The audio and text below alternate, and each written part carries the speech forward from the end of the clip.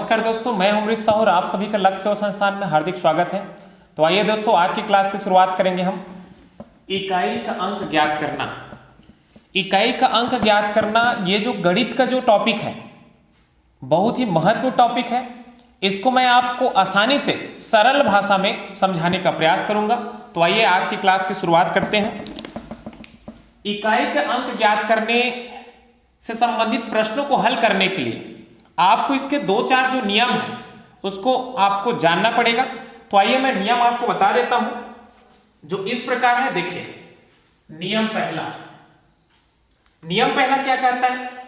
यदि किसी संख्या के इकाई के स्थान पर 0, 1, 5, 6 हो, 0, 1, 5, 6 हो और उस संख्या में घात के रूप में कोई भी अंक हो तो इकाई का अंक 0, 1, 5 और 6 ही होता है।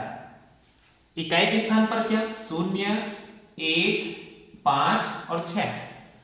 इन चारों संख्या में से कोई सा भी संख्या इकाई के स्थान पर हो। जैसे यहां पे मैं लिखता हूं 180 और 180 का घात 2003। ठीक है, यहां देखिए इकाई के स्थान पर क्या है? 0 है। ठीक है, और घात कितना लगा हुआ है? 2003 लगा हुआ है। 180 का घात 2003। और आपको पूछा जाएगा कि इनमें इकाई का अंक क्या होगा, तो इसमें आपको घात को देखने की जरूरत नहीं है। घातांक चाहे जो भी लगा हो, चाहे बड़ी से बड़ी संख्या लगा हो, घातांक को यहां पे आपको देखने की जरूरत नहीं है। आप सीधा देखिएगा कि इकाई के स्थान पर क्या है। इकाई के स्थान पर यदि इन चारों अंकों में से कोई सा भी अंक है तो डायरेक्ट आप उत्तर दे दीजिएगा। जैसे देखिए यहां पे इकाई के स्थान पर क्या है? 0 है, तो आंसर हमारा क्या हो जाएगा? 0 हो जाएगा। ठीक है, 0 की जगह में मान लो 1 होता, 181 का घात 2003। ठीक है, तो आंसर हमारा क्या हो जाता? आंसर 1 हो जाता। 1 की जगह में मान लो इकाई के स्थान पर ये ऐसा हो जाता 185 के घात 2003। तो इकाई के स्थान पर क्या हो गया? यहाँ पे 5 हो गया, तो आंसर हमारा क्या हो जाता? 5। ठीक है, ये 186 हो जाता। इकाई के स्थान पर क्या हो गया? यहाँ पर 6, तो आंसर हमारा क्या हो जाता? 6। ठीक है, समझ में आ गया होगा। पहला नियम हो गया, इकाई के स्थान पर 0, 1, 5, 6। ठीक है, इसको याद करना भी आसान है। देखिए 0, 1 और 5 को जोड़ोगे तो क्या होगा? 6। 0, 1, 5, 6। 0, 1, 5 को जोड़ोगे तो कितना हो जाएगा? 6। दूसरा नियम क्या कहता है? देखिए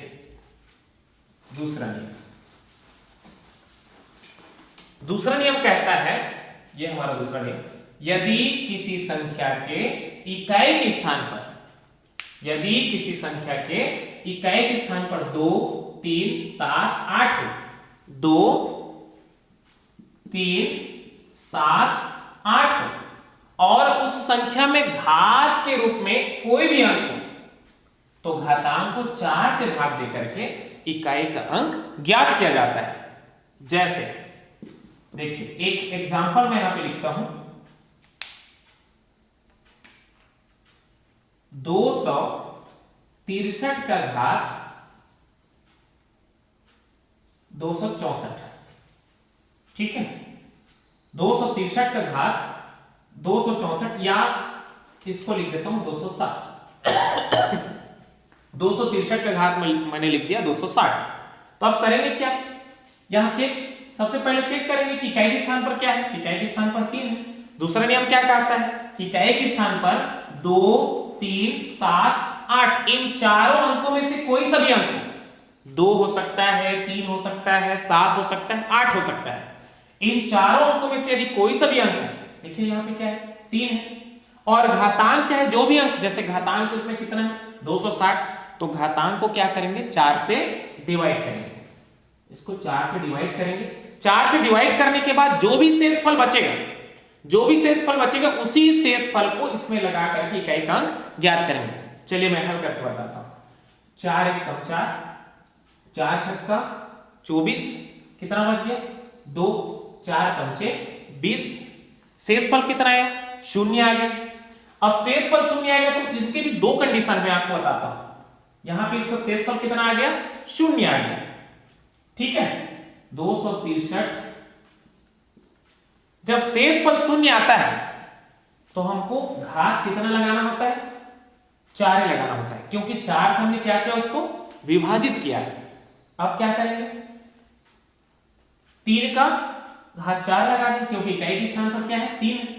अब 3 का घात आप 4 लगा दो तो 3 का कितने बार गुणा हो जाएगा, 4 बार। 3 गुणा 3 गुणा 3 गुणा 3, 3 का 4 बार गुणा हो जाएगा। 3 तिया 9, 9 तिया 27, 27 तिया कितना हो गया, 81। इकाई के स्थान पर क्या है यहाँ पे, 1, तो आंसर हमारा क्या हो जाएगा, 1 हो जाएगा। एक और मैं आपको तरीका बताता हूं, ठीक है। यहां पे देखिए, हमने 260 को 4 से डिवाइड किया, 260 को 4 से डिवाइड किया, शेषफल आया 0। जब शेषफल 0 आता है, ध्यान दीजिएगा, तो 2, 3, 7, 8 इन चारों अंकों में से कोई सा भी एक अंक इकाई के स्थान पर है तो घातांक को 4 से भाग दिया जाता है, ठीक है। अब यहां पे हमने 4 से भाग दिया, शेषफल आया 0। तो आपको चेक करना है कि इकाई के स्थान पर सम संख्या है कि विषम। इन चारों में ना, इन चारों में 2 सम है और 2 विषम। जैसे देखिए, ये 3 और 7 क्या है, 3 और 7 विषम है, 2 और 8 क्या है, सम है। तो इन चारों संख्या में आपको देखना है कि जो इकाई के स्थान पर जो अंक है वो सम है कि विषम है। तो यहां पे देखते हैं कि ये 3 क्या है, विषम है, ठीक है। जब भी विषम रहेगा, जब विषम रहेगा तो आंसर क्या आ जाएगा, आंसर बराबर आएगा 1। विषम संख्या रहेगा तो क्या आएगा, याद रखिएगा, विषम संख्या रहेगा तो क्या आएगा, 1। और सम संख्या हो गया कब की कंडीशन में, जब हम शेषफल घातांक को मतलब 4 से डिवाइड दे रहे हैं तो शेषफल 0 आ रहा है, तब की कंडीशन। शेषफल क्या आ रहा है, 0 आ रहा है। बार बार मैं बोल रहा हूं, शेषफल यदि 0 आता है तो 2 कंडीशन याद रखिएगा। इकाई के स्थान पर यदि विषम संख्या है तो आंसर 1 ले लेना, और इकाई के स्थान पर मान लो इसको मैं लिख देता हूं 262, 262 का घात 260। तो अब देखिए, इकाई के स्थान पर क्या आ गया, इकाई के स्थान पर आ गया 2, 2 मतलब सम संख्या, तो आंसर हो जाएगा 6, ठीक है। इकाई के स्थान पर सम संख्या आ रहा है तो कितना आंसर आएगा, 6। कब की कंडीशन में, जब घातांक को 4 से भाग देने के बाद शेषफल 0 आ रहा है, तब की स्थिति में, ठीक है, ठीक है भाई। विषम, यदि विषम हो तो कितना, 1, और सम हो तो कितना, 6। विषम हो तो 1 और सम हो तो 6, ठीक है। इससे पहले मैंने और आपको बताया था, जब भी इस प्रकार की कंडीशन पैदा हो, शेषफल 0 आए, तो आप ऐसे भी कर सकते हो, 262 का घात कितना, 4। पूरा पूरा कट गया तो हम घात कितना लिख सकते हैं, 4 लिख सकते हैं। देखिएगा, हल करिएगा, 2 का घात 4, तो 2 का कितने बार गुणा, 4 बार गुणा, 2 गुणा 2 गुणा 2, 2 2 ने 4, 4 दूने 8, 8 दूने 16, 16 में इकाई का क्या है, 6। वही जो मैंने बताया, सम इन चारों में सम होगा 2 या 8, ठीक है। जब घातांक पूरा कट जा रहा है, शेषफल 0 आ रहा है, तब की स्थिति में हम देखेंगे कि जो इकाई का अंक है वो सम है कि विषम है। सम है तो 6 और विषम है तो 1, ठीक है। आगे देखते हैं, तीसरा नियम हमारा क्या कहता है।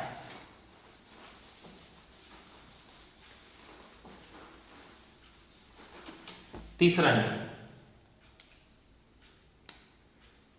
अच्छा एक चीज और देखिएगा, मैं बताना भूल गया, ये तो पूरा पूरा कट गया, मान लो घातांक को हमने 4 से डिवाइड किया, पूरा कट गया, शेषफल 0 आया, तब मैंने बता दिया। मान लो 264 कितना है, 268 का घात 133, ठीक है, 268 का घात 133। अब क्या करेंगे, 133 को 4 से भाग करेंगे, 4 एकम 4, 4 तिया 12, 4 एकम 4, 4 तिया 12, शेषफल बचा 1, फिर 4 तिया 12, शेषफल कितना बचा, 1 बच गया। अब क्या करेंगे, 268 का घात 1 लगाएंगे, बराबर कितना हो जाएगा, 268 ही होगा, मतलब इसमें शेषफल क्या बचेगा, इकाई का अंक क्या बचेगा, इकाई का अंक हो जाएगा 8, इकाई का अंक क्या होगा, 8 होगा। समझ में आया, 268 का घात 133 था, तो तो 133 को क्या करेंगे हम 4 से भाग करेंगे, क्योंकि इन्हीं चारों में से एक है 8 हमारा। 2 3 7 8 इन चारों अंकों में से यदि कोई सा भी अंक इकाई के स्थान पर हो, घातांक चाहे जो भी लगा हो, तो घातांक को हम 4 से भाग देते हैं। 4 से हमने भाग दिया, भाग देने के बाद जो भी शेषफल बचता है उसी शेषफल को घात के रूप में लिख दिया जाता है। जैसे हमने देखिए 133/4 की 4 एक कम 4 4 की 12, ठीक है, एक बच गया, फिर 4 की 12, फिर कितना बचा, एक शेषफल बचा है, उसी को यहाँ पर घात के रूप में लगा दो। 268 का घात हो गया 1, ठीक है। अब देखो 268 का घात 1 मतलब 268 ही हो गया, तो इसमें इकाई का अंक क्या होगा 8, ठीक है। तीसरा नियम देखते हैं। तीसरा नियम हमारा क्या कहता है, यह है हमारा तीसरा नियम। यदि किसी संख्या के इकाई के स्थान पर 4 व 9 हो और उस संख्या में घात के रूप में कोई भी अंक हो, तो दो कंडीशन याद रखेगा। पहली कंडीशन क्या है, यदि इकाई के स्थान पर 4 हो और घातांक सम हो तो इकाई का अंक 6, घातांक विषम हो तो इकाई का अंक 4। जैसे देखिए इकाई के स्थान पर 4 मतलब इसको मैं लिख देता हूं 144, और 144 का घात 2008 लिखता हूं, ठीक है। कुछ करने की जरूरत नहीं है, हल करने की जरूरत नहीं है, इसको आप देख के आंसर दे सकते हैं। देखिए 144 का घात कितना 2008, तो आपको देखना है कि इकाई के स्थान पर क्या है 4 है, तो 4 है तो दो कंडीशन, एक क्या कहता है घात यदि सम हो, घात क्या हो देखो घातांक सम हो तो इकाई के स्थान पर क्या आएगा 6 आएगा, घातांक विषम हो तो इकाई के स्थान पर क्या आएगा 4। यहां पे चेक करो कि 2008 सम है कि विषम है, 2008 सम है, तो आंसर क्या हो जाएगा, आंसर हो जाएगा हमारा 6। यही 2009 होता विषम, 2009 होता तो हम क्या लिख देते, आंसर हमारा हो जाता 4 हो जाता। इसको मैं आपको समझाता हूं सरल तरीके से कैसे हम समझ सकते हैं। जैसे देखिए 4 का घात मैं 1 लिखता हूं, 4 का घात 1, तो 1 क्या है विषम है, बराबर कितना हुआ 4 हुआ, या 4 का घात 3 लिखता हूं, ठीक है, तो 4 का घात 3 मतलब 4 गुणा 4 गुणा 4, ठीक है, 4 का 3 बार गुणा करेंगे, 4 चौक 16, 16 चौक 64, 64 की इकाई का अंक क्या आया, इकाई का अंक आया 4। क्लियर है। घात जब विषम हो तो क्या होगा 4, घात को सम करता हूं, 4 का घात 2 करता हूं, ठीक है, तो कितने बार होगा 4 गुणा 4 मतलब कितना हो गया 16 हो गया। अब 16 में देखो इकाई का अंक क्या है 6, इकाई का अंक क्या है 6। देखो मैंने यहां पे लिखा ना घातांक सम हो तो 6 आएगा और विषम हो तो क्या आएगा, विषम हो तो 4। क्लियर है। दूसरी कंडीशन क्या है देखिए, यदि इकाई के स्थान पर 9 हो, यदि इकाई के स्थान पर 9 हो और घातांक सम हो, ठीक है, घातांक क्या हो सम हो, घातांक सम हो तो क्या आएगा इकाई का अंक 1 आएगा, और घातांक विषम हो तो क्या आएगा इकाई का 9 आएगा।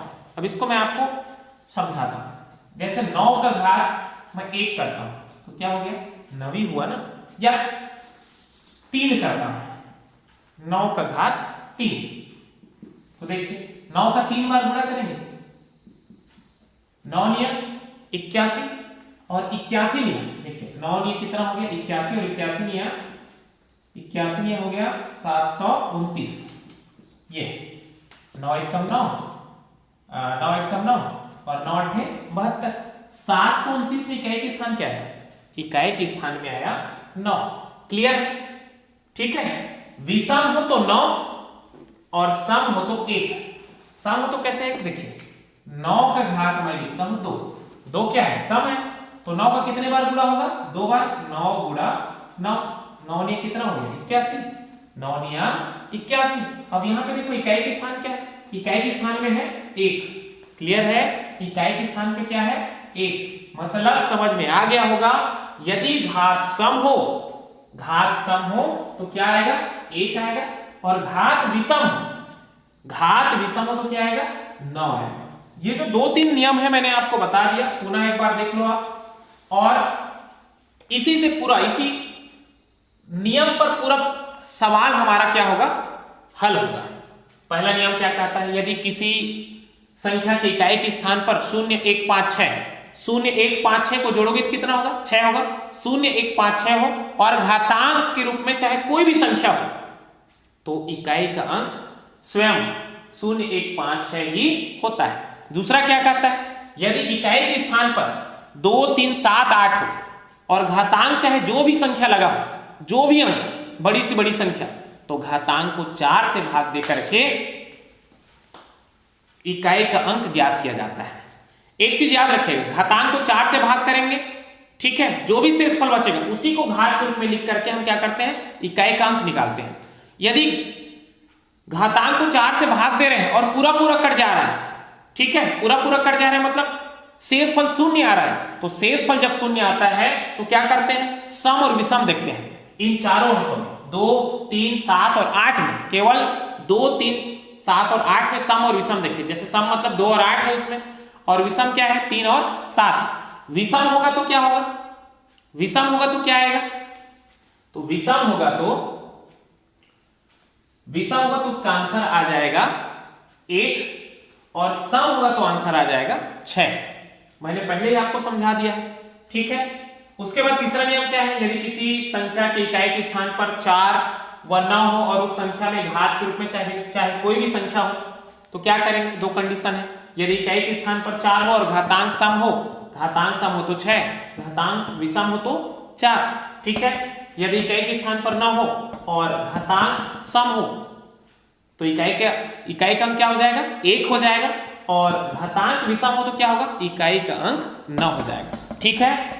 फिर इसको मिटा देता हूं। फिर अब क्या करेंगे, जो विगत परीक्षाओं में पूछे गए जो प्रश्न है उसको हल करने का प्रयास करते हैं, हल करके देखते हैं ये जो नियम जो मैंने आपको बताया उस नियम से बन रहा है कि नहीं बन रहा है, समझ में आया है कि नहीं आया है, ठीक है। चलिए अब मैं यहां पे प्रश्न रख रहा हूं, उन प्रश्नों को हल करके देखेंगे, ठीक है। कुछ प्रश्न जो विगत परीक्षा में पूछे गए हैं जिसको मैं यहां पे लिख दिया हूं। देखो विगत परीक्षा में पूछे गए प्रश्न, पहला प्रश्न हमारा है 2137 का घात 753, ये सब पूछा गया प्रश्न है। अब सबसे पहले आपको ध्यान देना है कि इकाई के स्थान पर क्या है, तो यहां पे देखिए इकाई के स्थान पर क्या है, 7 है। तो मैंने पूर्व में बता दिया है कि इकाई के स्थान पर यदि 2 3 7 और 8 हो, इन चारों में से कोई सा भी अंक हो तो घातांक को 4 से भाग दे करके इकाई का अंक ज्ञात किया जाता है। तो यहां पे देखो 7 है, तो हम क्या करेंगे, यहां पे घातांक को 4 से भाग देंगे, ठीक है। 4 एकम 4, 4 एकम 4 कितना बच गया 3, अभी हो गया 35, तो 4 अट्ठे 32 कितना बच गया, फिर 3 बच गया, फिर 4 अट्ठे 32 कितना बचा, 33 में 32 गया, 1 बचा। तो 2137 का घात हम क्या कर देंगे 1, तो 2137 का घात 1 मतलब क्या समझे, 2137 ही होगा, अर्थात इकाई का क्या हो गया, आंसर हमारा हो जाएगा 7, ठीक है। पहला प्रश्न चालू हो गया। 2137 का घात था 753। हमने क्या देखा, सबसे पहले देखा कि इकाई के स्थान पर कौन सा अंक है, इकाई के स्थान पर 7 है, तो हमारा नियम दूसरा क्या कहता है, इकाई के स्थान पर 2 3 7 और 8 हो और उस संख्या में घात चाहे जो भी हो तो घात को क्या करते हैं 4 से भाग दे करके इकाई का अंक ज्ञात करते हैं, जैसा कि हमने अभी किया। 753 में 4 का भाग किया, ठीक है। शेषफल कितना आया, शेषफल आया हमारा 1, उसी को हमने घात के रूप में लिख दिया। तो 2137 का घात कितना हो गया 1, अर्थात 2137, तो इकाई के स्थान पर क्या आ गया 7, ठीक है। पहला सवाल हमारा हल हो गया, ठीक है। दूसरा सवाल हमारा देखिए क्या कहता है, 13 का घात 2003, 13 का घात 2003। ये 10 प्रश्न जो है विगत परीक्षा में पूछे गए प्रश्न है, ध्यान से समझने का प्रयास करिएगा। अब देखो इकाई के स्थान पर क्या है 3 है, क्या करेंगे, वही हमारा नियम 4 से भाग करने का, 4 एकम 4, 4 पंच 20, 4 शून्यम, ठीक है। फिर 4 शून्यम कितना बचा, शेषफल 3 बच गया, 4 पंच 20 हो गया, 4 शून्यम, फिर 4 शून्यम, ठीक है। अब 13 का घात क्या कर देंगे, 3 शेषफल है तो 3 लगा देंगे, ठीक है। अब एक एक और सरल तरीका आपको मैं बताता हूं। 13 का 3 बार गुणा करने के बजाय क्या करना है, आप 3 जो इकाई में है उसी का 3 बार गुणा कर देना। 3 का घात 3 मतलब क्या समझे, 3 गुणा 3 गुणा 3, 3 तिया 9, 9 तिया कितना हो गया 27। अब 27 में इकाई के स्थान क्या, इकाई के स्थान पर आ गया 7, ठीक है, तो हमारा आंसर क्या हो जाएगा, आंसर हो जाएगा 7। क्लियर है, ठीक है। आगे देखिए हमारा तीसरा सवाल, हमारा तीसरा सवाल है 584 गुणा 328 गुणा 547 गुणा 613, ठीक है। हमारा ये तीसरा सवाल है 584 गुणा 328 गुणा 547 गुणा 613 में इकाई का अंक क्या होगा। अब इसको मैं आपको एक सरल तरीका के माध्यम से आपको समझाने का प्रयास करता हूं। देखिए इकाई के स्थान पर जो भी है, ठीक है, उसको गुणा करते जाइए। 4 अठे 32, तो पूरा पूरा 32 में लेना है। अब इकाई के स्थान पे क्या आ गया 2, तो 2 सत्ते 14। अब इकाई के स्थान पे क्या आ गया 4, तो 4 तिया 12। इकाई के स्थान पर क्या है हमारा लास्ट में है 2, तो हमारा आंसर क्या हो जाएगा 2 हो जाएगा। एक बार पुनः देखिए 4 अठे 32, 4 अठे 32, इकाई के स्थान पर क्या है 2। अब इसी मतलब 2 का क्या करना है 7 में गुणा करना है, तो 2 सत्ते 14, ठीक है। यहां इकाई के स्थान पे क्या आ गया 4, तो 4 तिया 12। यहां इकाई के स्थान पर क्या है लास्ट में आया 12, मतलब 12 में इकाई के स्थान पे क्या 2, तो यही हमारा क्या हो जाएगा आंसर हो जाएगा, ठीक है। समझ में आ गया। 4 अठे 32, 32 में देखो इकाई के स्थान पर 2, ठीक है। अब 2 सत्ते 14, 14 में इकाई के स्थान पर 4, तो 4 तिया 12, तो 12 में इकाई के स्थान पर क्या है 2 आया। आंसर हमारा हो गया 2। ये तीसरा सवाल भी हमारा आसानी से हल हो गया, ठीक है। अब देखिए हमारा चौथा सवाल, चौथा सवाल क्या है 3 का घात 61 गुणा 6 का घात 43 गुणा 8 का घात 82 में इकाई का अंक ज्ञात कीजिए। आपको करना क्या है, देखिए 3 का घात 61, तो नियम क्या कहता है कि जब इकाई के स्थान पर 2, 3, 7 और 8 हो तो घातांक को 4 से डिवाइड करके इकाई का अंक ज्ञात किया जाता है। तो यहाँ पे देखो 3 है, तो घात को क्या करेंगे 4 से भाग करेंगे।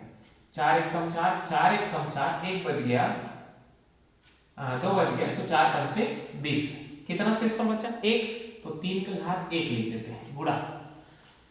जब इकाई के स्थान पर 0, 1, 5, 6 हो और घात चाहे जो भी हो, घात चाहे जो भी हो, क्या होता है जो अंक इकाई के स्थान पर होता है उन चारों अंकों में से ना 0, 1, 5 और 6 में से, इन चारों में से कोई सा भी अंक यदि इकाई के स्थान, जैसे यहाँ पे 6 है तो यहाँ पे क्या हो जाएगा 6 ही होगा, कुछ करने की जरूरत नहीं है घातांक, ठीक है।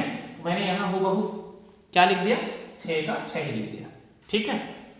अब देखिए इकाई के स्थान पर क्या है 8 है, तो घातांक को क्या करेंगे 4 से डिवाइड करेंगे। 4 एकम 4, 4 गुणे 8, 400, कितना बचा शेष पर 2, तो 8 का घात कितना हो गया 2 हो गया। चलिए 3 का घात 1 मतलब 3, 6 का 6 हो गया, 8 का 2 बार गुणा, 8 का घात मतलब 2 है, तो 8 अट्ठे कितना हो जाएगा 64, तो इसमें इकाई के स्थान पर क्या है 4, 4 छक्का 24 और 24 दिया कितना हो गया 72, ठीक है। समझ में आया। देखो यहाँ इकाई के स्थान पर 4, यहाँ पे 6, यहाँ पे 3, तो 4 छक्का 24, 24 दिया कितना हो गया 72, इकाई के स्थान पर क्या है 2 आया, यही हमारा आंसर है, ठीक है। हमारा चौथा सवाल भी सॉल्व हो गया। अब देखते हैं हमारा पांचवा सवाल। पांचवा सवाल क्या है, देखिए पांचवा सवाल है 22 का घात 23। 22 का घात क्या दिया है 23 दिया है, इकाई के स्थान पर क्या है 2 है, मतलब हम इसको किससे भाग करेंगे? 4 से भाग करेंगे। 4 एकम 4, 4 पंचे 20। शेष फल कितना बचा? 3 बचा। तो शेष फल 3 बचा, मतलब 22 का घात 3। तो 22 का 3 बार गुणा नहीं करना है, आप क्या करना, इकाई के स्थान पर जो है अर्थात 2, तो 2 का 3 बार गुणा कर देना। 2 का 3 बार गुणा करेंगे तो 2 गुणा 2 गुणा 2, 2 दूने 4, 4 दूने कितना हो गया? 8। इकाई के स्थान पर क्या आएगा? 8 आएगा आंसर। ठीक है, समझ में आ रहा है? अगला सवाल देखिए, छठवां सवाल हमारा क्या कहता है? 1570 का घात 67। हमारा छठवां सवाल है 1570 का घात 67। जो ध्यान से जो 3 नियम मैंने जो बताया है, उस नियम को जो ध्यान से सुना होगा उसको कुछ करने की जरूरत ही नहीं पड़ेगा। यहां पे देखिए 1570 इकाई के स्थान पर क्या है? 0 है। इकाई के स्थान पर 0 होता है या फिर 1 होता है या 5 होता है या 6 होता है। घातांक चाहे जो भी अंक लगा होता है, तो घातांक को कुछ करने की जरूरत नहीं है। आंसर जो भी इकाई के स्थान पर है वही हो जाता है, अर्थात यहाँ पे इसका उत्तर हो जाएगा डायरेक्ट 0। ठीक है, अगला सवाल 7वां प्रश्न है हमारा। 7वां प्रश्न है देखिए 7वां प्रश्न क्या कहता है? 4135 का घात 132। फिर वही प्रश्न आया है। इकाई के स्थान पर देखो क्या है? 5। इकाई के स्थान पर यदि 0, 1, 5, 6 हो और घात चाहे जो भी अंक लगा, तो घात को कुछ करने की जरूरत ही नहीं है, देखने की जरूरत नहीं है। सीधा आप क्या देखना, इकाई के स्थान पर इन चारों में से कोई अंक तो नहीं है।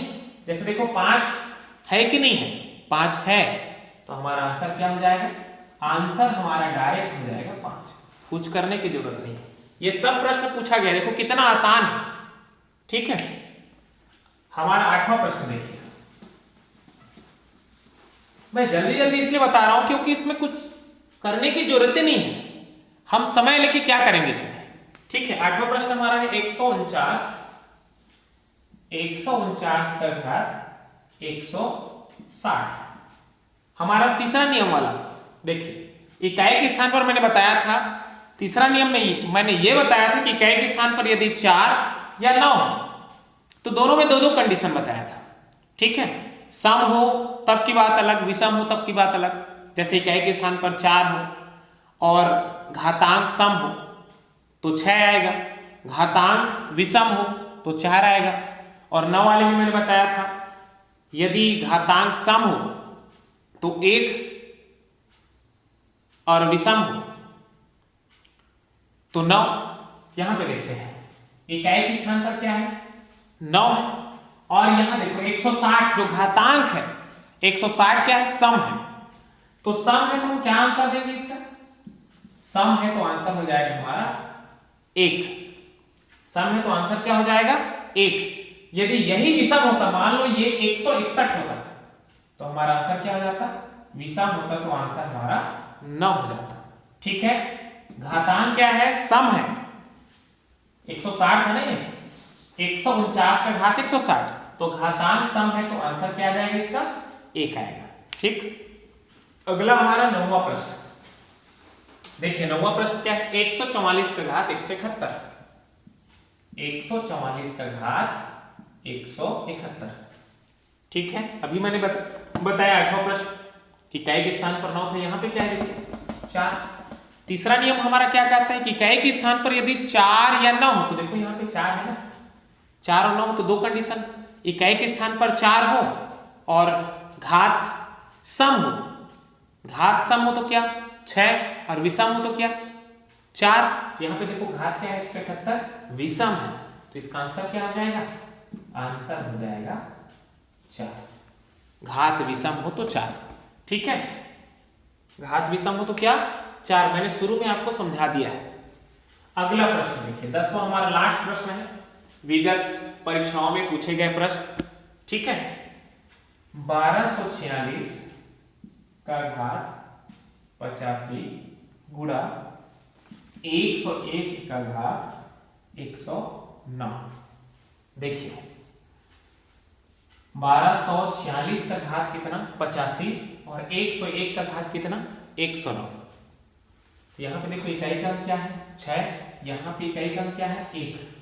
फर्स्ट हमारा नियम क्या कहता है, यदि इकाई के स्थान पर 0, 1, 5 और 6, इकाई के स्थान पर क्या हो 0, 1, 5, 6, यहाँ पे देखो 6 आ गया ना, और यहाँ पे ये 1, तो हमको कुछ करने की जरूरत नहीं है, वो हूबहू जो भी इकाई के स्थान पर अंक है वही उसका क्या होगा इकाई का अंक होगा।